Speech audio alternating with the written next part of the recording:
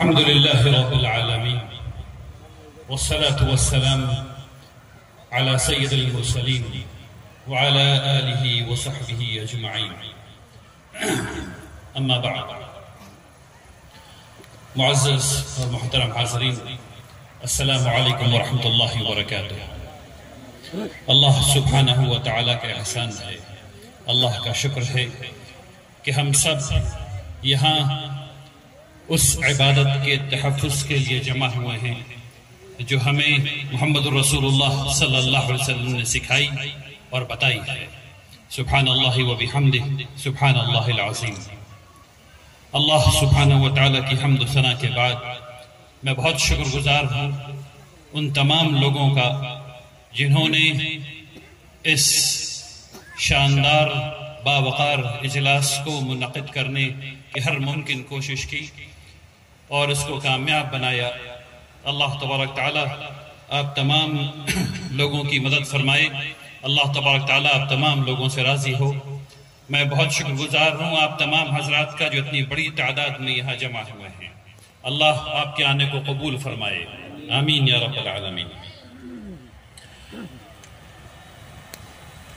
ہم سب لوگ اوقاف یا وقف کی جائیداد کے تحفظ کے لیے یہاں آئے ہیں، اس لیے میں چاہتا ہوں کہ میں آپ کو وہ تصویر دکھاؤں جو آپ کے سامنے پہلے نہیں آئی ہے، جو وقف کی صحیح تصویر ہے، جسے تقریباً اس ملک میں 1200 سالوں تک برتا گیا اور اس کے بعد وہ تصویر غائب ہو گئی کیونکہ اس وقت کی سرکاروں نے یعنی انگریزوں نے اس کو مسخ کر دیا، تباہ و برباد کر دیا۔ وہ تصویر کیا ہے اس کو آپ کو سمجھنا ضروری ہے، اس لیے ضروری ہے کیونکہ خود ہم اپنی تاریخ سے واقفیت نہیں رکھتے ہیں۔ ہم یہ نہیں بتا پا رہے لوگوں کو کہ وقف نے اس ملک کو کیا دیا ہے۔ اور چونکہ وقت زیادہ ہو گیا ہے اور مجھے 2-3 کام کرنے ہیں آپ کے ساتھ، اس لیے میں انشاءاللہ کوشش کروں گا کہ جلد آپ کو یہ بات بتاؤں۔ سب سے پہلی بات یہ ہے کہ آپ کو یہ سمجھنا چاہیے کہ وقف 11ویں صدی، 12ویں صدی، 15ویں صدی میں شروع نہیں ہوا اس ملک میں۔ اس ملک میں سب سے پہلا وقف 1400 سال پہلے آ گیا تھا، یعنی محمد رسول اللہ صلی اللہ علیہ وسلم کے حیات طیبہ میں اس ملک میں مسجد بن گئی تھی، تو 1400 سال سے یہاں وقف موجود ہے الحمدللہ۔ اب اس وقت نے اس ملک کو کیا دیا، اس کو سمجھنے کی کوشش کیجئے۔ ابھی کچھ دنوں پہلے 2 سال پہلے جے پور میں ایک 8 سال کے بچے کی جان لے لی گئی، اسے مار دیا گیا کیونکہ اس نے غلط گھڑے سے پانی پی لیا تھا۔ اس ملک میں ابھی بھی اونچ نیچ اتنی زیادہ ہے کہ ایک بچے کی جان لے لی گئی صرف اس لیے کہ اس نے غلط گھڑے سے پانی پی لیا۔ وقف نے اس ملک کو کیا دیا آپ سمجھیے۔ ابھی بہار میں صرف 45,100 کچھ گاؤں ہیں، ہر گاؤں میں بہت ڈھیر سارے لوگ کھیتی کر رہے ہیں۔ اب انہیں جب پیاس لگتی ہے تو وہ کس کنویں میں جاتے ہیں پانی پینے کے لیے؟ یہ پوچھنا چاہیے آپ کو اپنے آپ سے۔ اگر وہ غلط کنویں میں چلے گئے پانی پینے کے لیے تو تاریخ گواہ ہے کہ ان کے ساتھ کیا ہوا۔ منشی پریم چند کے کتابوں میں پڑھ لیجئے کہ ان کے ساتھ کیا ہوتا تھا۔ اس وقت وقف نے کنواں کھودوایا اور اس سے تمام لوگوں نے پانی پیا، نہ اونچ دیکھا گیا نہ نیچ دیکھی گئی۔ تو وقف کی سب سے پہلی کامیابی یہ ہے اس ملک میں کہ اس نے پینے میں برابری سکھائی، لوگوں کو یہ بتایا کہ اونچ نیچ نہیں ہوتی، پینے میں برابری ہونی چاہیے۔ اگر کسی کو پیاس لگی ہے، چاہے وہ کسی ذات کا ہو، چاہے وہ چھوٹی سے چھوٹی ذات کا ہو، اس کو پانی ملنا چاہیے، اور اس کو وہ کنواں ملا جس سے اس نے پانی پیا، کیونکہ اس وقت کنواں کھودوانے کی صلاحیت کس میں تھی؟ کون کنواں کھودوا سکتا تھا؟ بات کو سمجھیے۔ تو وقف نے کنواں کھودوایا اور اس سے لوگوں نے پانی پیا، اور ایک کنویں سے مسلمانوں نے بھی پانی پیا، غیر مسلموں نے بھی پانی پیا، اور سکھوں نے بھی پانی پیا، اور سب نے پانی پیا۔ تو وقف نے اس ملک کو پانی پینے میں برابری سکھائی۔ اس کے بعد سمجھیے کیا ہوا۔ ایک جگہ ہے، اس کو کہتے ہیں خانقاہ یا مسجد، جہاں ایک زمانے میں ہمیشہ لنگر لگا کرتا تھا اور سب لوگ کھایا کرتے تھے اس میں۔ یہ کون لوگ تھے اس میں جو کھا رہے تھے؟ اس کو سمجھنے کی کوشش کیجئے۔ اور کون لوگ خانقاہوں میں آ رہے تھے؟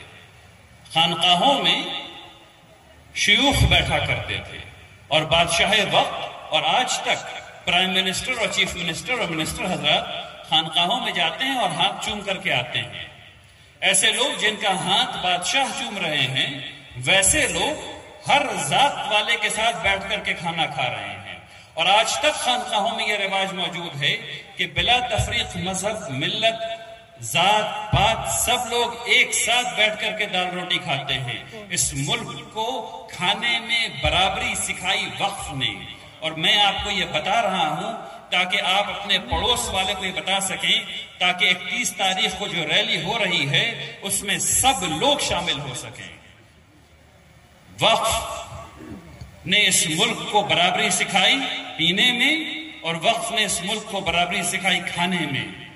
ابن بطوطہ نے لکھا ہے، وہ 5 سال دلی کے گورنر رہے، افریقہ کے رہنے والے تھے، اس ملک میں آئے، ملک پسند آیا، بادشاہ نے کہا آپ گورنر رہیے، بڑے پڑھے لکھے آپ ہیں، تو گورنر ہوئے۔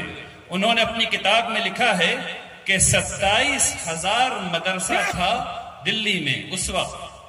میرے بھائیوں، مسلمانوں کی آبادی 27,000 نہیں ہے، مطلب معاف کیجیے، 27,000 مدرسے میں پڑھنے والی آبادی اس وقت اس ملک کی نہیں تھی۔ آپ لوگ کو یہ سمجھ،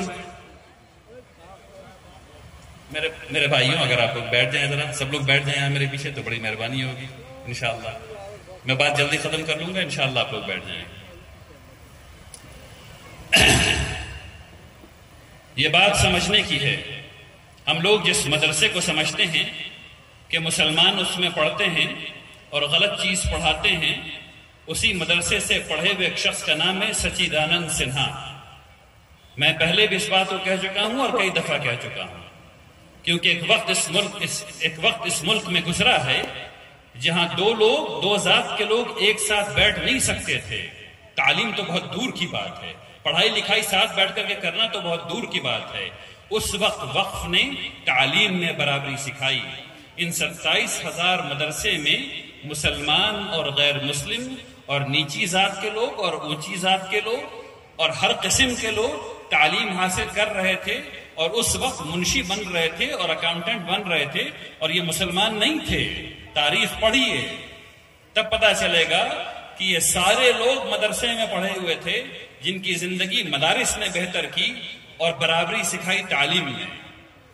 اس کے بعد ایک زمانہ تھا جب ہاسپٹل کو مستشفیٰ کہا جاتا تھا اور کلینک کو مطب کہا جاتا تھا، اور وقف کی جائیداد پر مطب بھی بنائے جاتے تھے اور مستشفیٰ یعنی ہاسپٹل بنایا جاتا تھا، اور وہاں ہر انسان کا، انسان کہہ رہا ہوں، مسلمان ہندو نہیں کہہ رہا، ہر انسان کا علاج مفت ہوتا تھا۔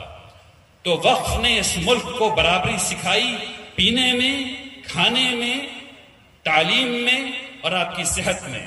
یہ ہے وقف کا کمال جو آپ کو بتانا ہے سب کو، اور آپ نہیں بتائیں گے تو 31 تاریخ کو یہاں دوسرے لوگ نہیں، یعنی غیر مسلم نہیں آئیں گے۔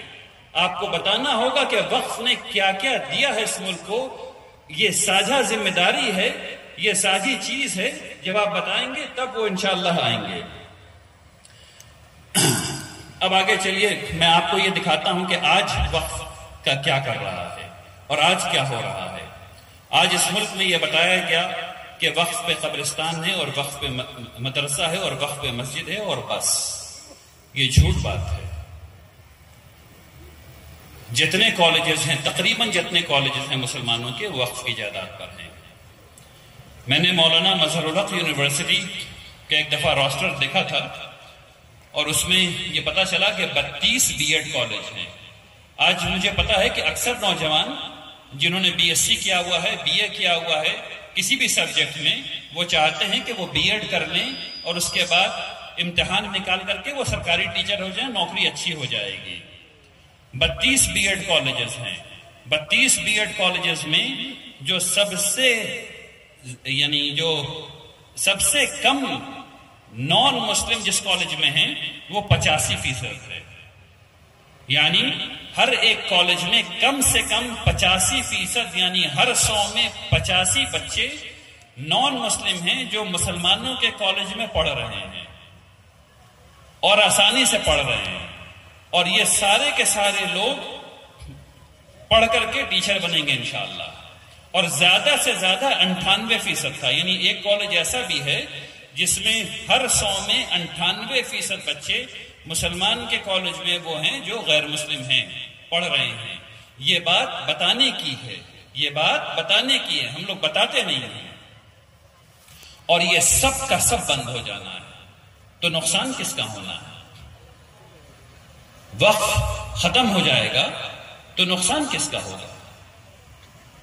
یہ جو پرپیچول سروس ہے، یہ جو لگاتار سروس ہے تعلیم کی جو دی جا رہی ہے، یہ جب ختم ہو جائے گی تو نقصان کس کا ہونا ہے؟ غیر مسلموں کا ہونا ہے. مسلمانوں کا نقصان یہ ہونا ہے کہ ان کی جائیداد چلی جانی ہے. مسلمانوں کا نقصان یہ ہونا ہے کہ 1400 سال سے، اور یہ بہت بڑا نقصان ہے، بہت بڑا نقصان ہے، 1400 سال سے جو خیر کی تاریخ ہے آپ کی، جو چیریٹی کی تاریخ ہے آپ کی، جو برابری کی تاریخ ہے آپ کی، سماجی انصاف کی تاریخ ہے آپ کی، وہ مٹ جانی ہے. جس طریقے سے پورا جو مغل پیریڈ ہے وہ NCERT کی کتاب سے نکال دیا جانا ہے، ٹھیک اسی طریقے سے خیر کی تاریخ مٹ جانی ہے. تو آنے والی کسی نسل کو یہ پتہ نہیں چلے گا کہ مسلمان نے اس ملک کے لیے کیا کیا ہے. پتہ ہی نہیں چلے گا کہ برابری کا تصور وقت سے آیا ہے. اب میں آپ کو وہ تصویر دکھاتا ہوں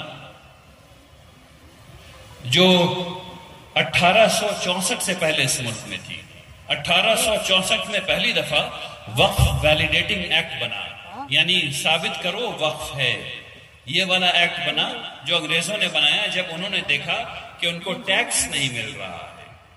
تو وقف تو چیریٹیبل زمین تھی اور بہت بڑی بڑی زمینیں تھیں اور بہت بڑا بڑا کام ہو رہا تھا اس میں. اور اس میں وہ سوشل جسٹس کا ایسا نظام تھا جس کو آپ لوگ سماجواد کہتے ہیں. وہ سماجواد کا ایسا نظام تھا جس سے ہر آدمی کی ضرورت پوری ہو رہی تھی. وہ کیسے پوری ہو رہی تھی وہ میں آپ کو سمجھاتا ہوں. ابھی ہونا 10:30 بجے کا وقت تک ہے نا، 10:30 تک ہے نا یا اس سے پہلے؟ ٹھیک نہیں بھائی، وہ وقت جو ہے وہ محدود ہے. تو اس بات کو سمجھیے 1864 سے پہلے کیا ہوتا تھا. ایک شادی ہوئی، اب بچہ پیدا ہونا ہے. بچہ پیدا ہونا ہے تو بچے کے پیدا ہونے میں جو لوگ مدد کریں گے، یعنی کہ جو ڈاکٹر مدد کریں گے، ان کی ٹریننگ کہاں ہوئی ہے؟ وقف کی یونیورسٹی میں ہوئی ہے. وہ جو ویٹ نرس آئیں گی، یعنی جو بوائیں آئیں گی جو بچے کو پیدا کرائیں گی، ان کی ٹریننگ کہاں ہوئی ہے؟ وقف میں ہوئی ہے. یہ 1864 سے پہلے جو ہو رہا تھا اس کی بات بتا رہا ہوں. اور آج بھی دنیا کے اکثر ممالک میں ایسا ہی ہو رہا ہے. وہ انشاءاللہ وقت رہا تو آگے بتاؤں گا. اب جب وہ بچہ پیدا ہو گیا تو مفت میں پیدا ہوا، کوئی پیسہ دینے کی کسی کو ضرورت نہیں پڑی. اس کے بعد بچہ تھوڑا بڑا ہوا، اس کو پہلی پڑھائی کی ضرورت ہے. اس کو سیکھنا ہے الف با تا سا، یا اس کو سیکھنا ہے کو کھا گا گھا، یا ABCD. وہ کہاں جائے گا؟ وہ مکتب میں جائے گا. مکتب کہاں بنا ہوا ہے؟ وہ وقف کی زمین پر بنا ہوا ہے. سیلری کہاں سے آ رہی ہے؟ ٹیچر جو پڑھا رہے ہیں اس کی سیلری کہاں سے آ رہی ہے؟ وہ وقف سے آ رہی ہے. تو ٹیچر مفت، جگہ مفت، باپ کو پیسہ دینے کی ضرورت نہیں ہے. وہ جتنا کما رہا ہے ٹھیک کما رہا ہے، اپنے بچوں پہ خرچ کرو، بچوں کو آئس کریم کھلاؤ. تو بچوں کی پہلی ابتدائی تعلیم مفت. اس کے بعد بچہ بڑا ہوا، اس کو اسکول جانا ہے، یعنی مدرسہ جانا ہے. مدرسے کا مطلب اسکول ہوتا ہے. وہ مدرسے گیا. مدرسہ جو بنا ہوا ہے وہ کس کی زمین پر بنا ہوا ہے؟ وہ وقف کی زمین پر بنا ہوا ہے. جس پیسے سے بنا ہے وہ کہاں سے آیا ہے؟ وہ وقف سے آیا ہے. جو اساتذہ وہاں پڑھا رہے ہیں وہ ان کی سیلری کہاں سے آ رہی ہے؟ وہ وقف سے آ رہی ہے. اور وہ بچے کی تعلیم مدرسے کی مفت. اس کے بعد بچہ اور بڑا ہوا.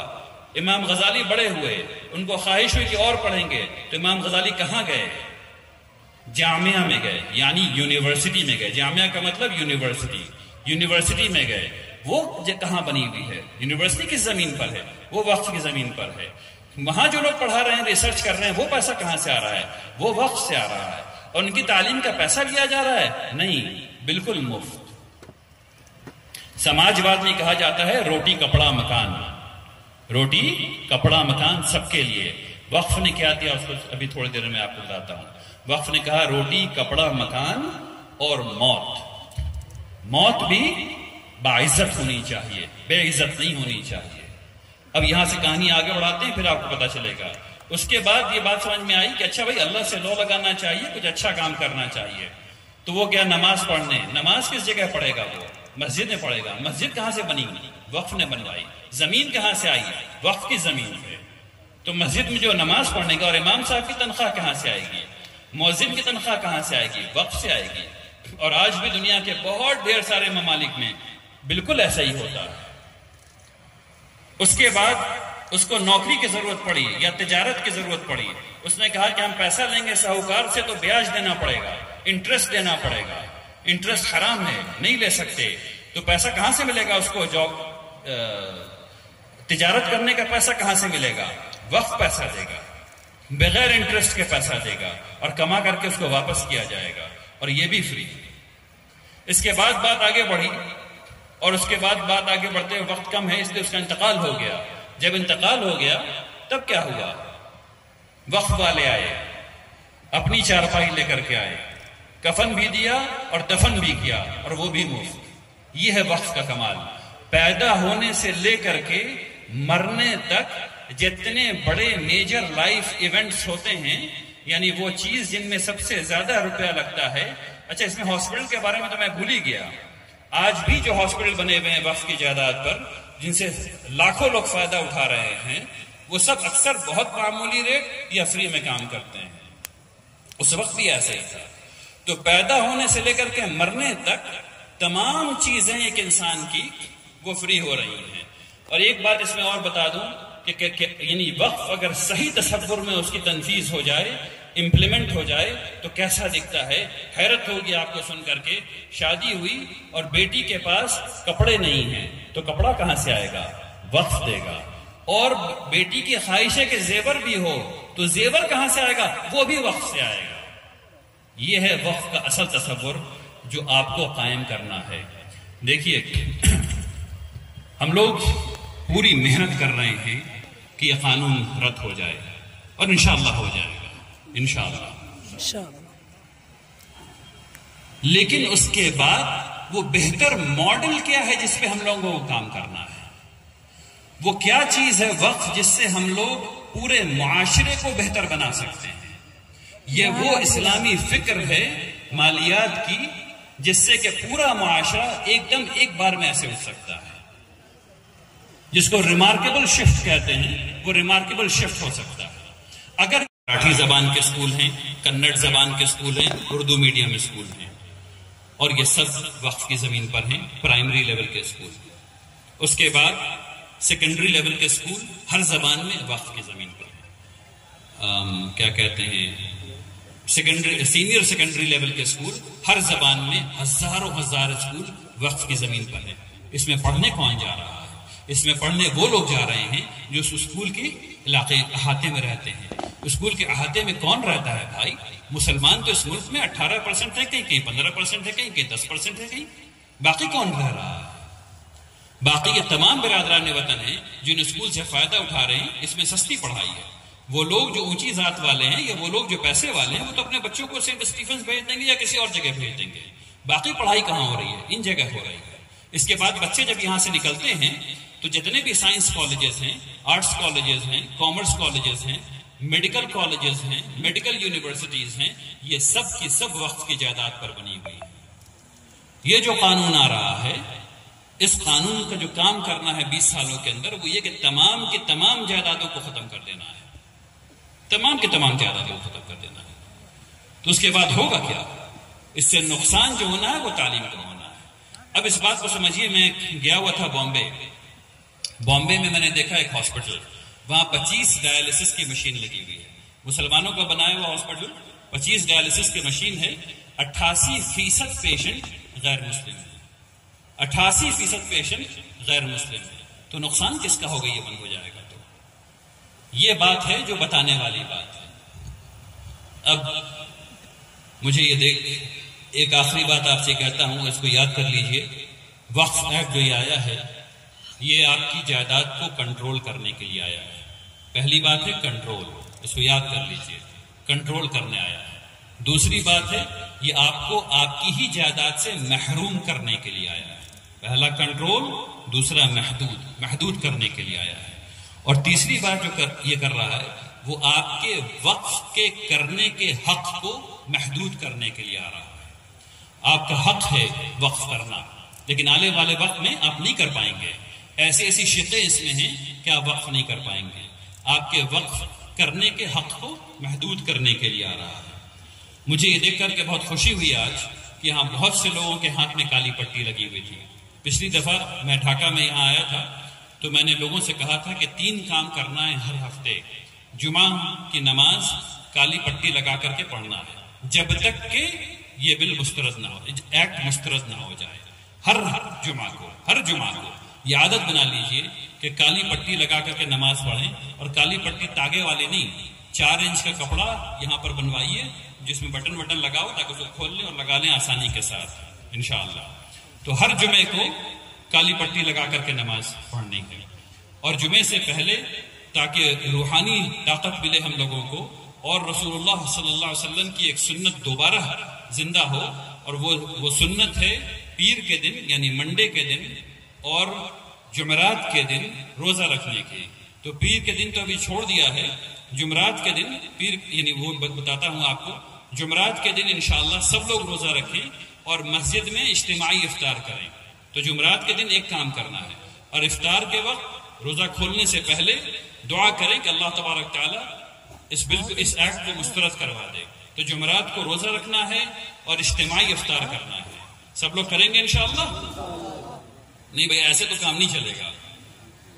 سب دونوں ہاتھ اٹھائیے اور ہاتھ اٹھا کر کے پھر بتائیے ہاں ٹھیک، الحمدللہ رب العالمین۔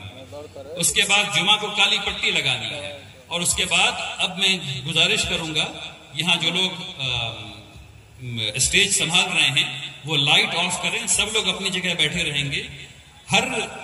ہر گلی میں رات کے 9 بجے کے بعد آپ لوگ اپنی گلی کا وقت طے کر لیں۔ جب اندھیرا ہو جاتا ہے تو صرف 1 منٹ کے لیے فلیش لائٹ آپ لوگ جلائیں گے اپنے فون سے، اور آسمان کی طرف دکھائیں گے، اور ایک آدمی کو چڑھائیں گے جو تصویر لے گا، اور تصویر لے کر کے وہ ٹیگ کرے گا ہر لوگوں کو، پوری دنیا میں کے بھیجے گا کہ مشرقی چمپارن میں اس گلی میں اس جگہ یہ چیز ہو رہی ہے۔